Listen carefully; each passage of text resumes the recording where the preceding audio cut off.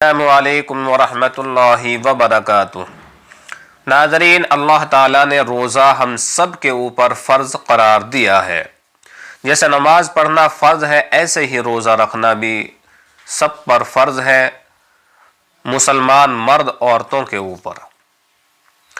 लेकिन कोई कहे कि भाई मैं मेहनत का काम करता हूँ, मजदूरी करता हूँ, ठेला चलाता हूँ या पूरे दिन फैक्ट्री में रहता हूँ तो मैं रोज़ा नहीं रख सकता, तो ये उज़्र काबिल कबूल नहीं है, ये शरई उज़्र नहीं है कि आप इनमें रोज़ा छोड़ सकें।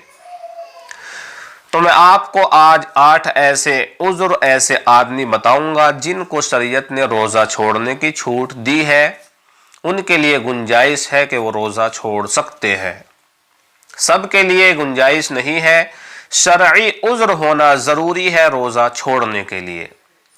तो आइए, सबसे पहले ऐसा आदमी जो ऐसा बीमार हो जिसको किसी माहिर डॉक्टर ने बताया हो कि अगर आप रोज़ा रखेंगे तो आपकी बीमारी बढ़ सकती है, आपकी जान को ख़तरा हो सकता है, तो इस आदमी के लिए अब गुंजाइश है, इजाज़त है कि ये रोज़ा छोड़ दे।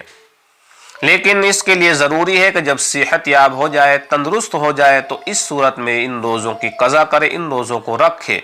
और अगर उम्मीद हो कि सेहत याब नहीं हो सकता है, वह आखिरी वक्त है, तो घर वालों को वसीयत कर दे कि मेरे रोज़ों की तरफ से फ़िदिया अदा कर देना।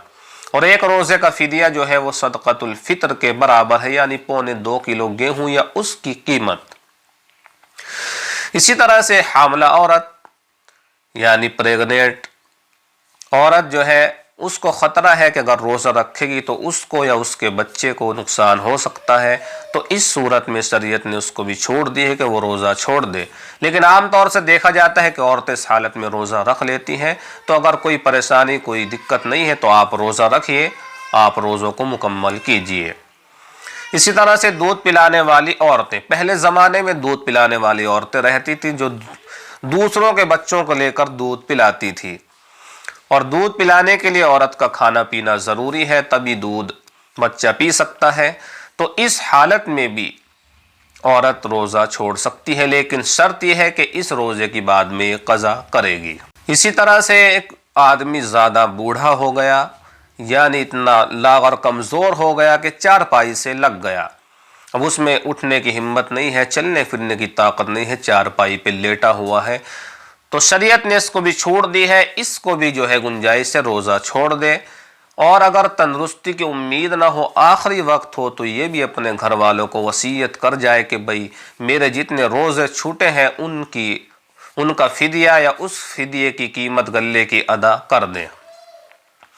इसी तरह से हैज़ और निफास वाली औरतें, यानी नापाकी का ज़माना शुरू हो गया, तो इस सूरत में भी औरत रोज़ा नहीं रखेगी। और सूरतें जो है उनमें तो गुंजाइश है कि आप रख भी सकती हो, आदमी रख भी सकता है, औरतें भी रख सकती हैं, लेकिन ये 2 सूरतें ऐसी हैं, हैज़ और निफास की, कि उनमें तो रोज़ा रखा ही नहीं जा सकता। हैज़ वाली औरत और दूसरी जो है बच्चे की विलादत के बाद यानी निफास की हालत में भी रोज़ा नहीं रखा जाएगा। इसी तरह से पागल दीवाना, यानी कोई आदमी रमज़ान के महीने में पागल हो जाता है 2-4 दिन के लिए, तो उससे भी रोज़ा माफ़ है, उसके लिए भी रोज़ा छोड़ना जायज़ है, रोज़ा छोड़ेगा। इसी तरह दीवाना हो जाए, यानी बेहोश हो जाए, कोई होश ना हो, तब भी रोज़ा जो है छोड़ेगा, रोज़ा नहीं रखेगा। इसी तरह से मुसाफिर है, यानी सफ़र शरई पर आदमी निकला हुआ है, तो उसके लिए भी इजाज़त है कि वो रोज़ा छोड़ दे, लेकिन सफ़र जो है वह शरई होना चाहिए, यानी 82-83 किलोमीटर का सफ़र हो, तो इस सूरत में आदमी रोज़ा छोड़ सकता है। लेकिन आज का जो माहौल है, इसमें सफ़र बड़ा आसान हो गया है, बड़ी सहूलतें सफ़र के अंदर मौजूद हैं, तो इस सूरत में आदमी को जानबूझ के नहीं है कि भाई सफ़र जो है वो VIP हो रहा है और रोज़ा छोड़ दे, रोज़ा नहीं छोड़ना चाहिए, बल्कि बेहतर और मुनासिब और अच्छी बात यह है कि सफ़र में भी रोज़ा रख लिया जाए।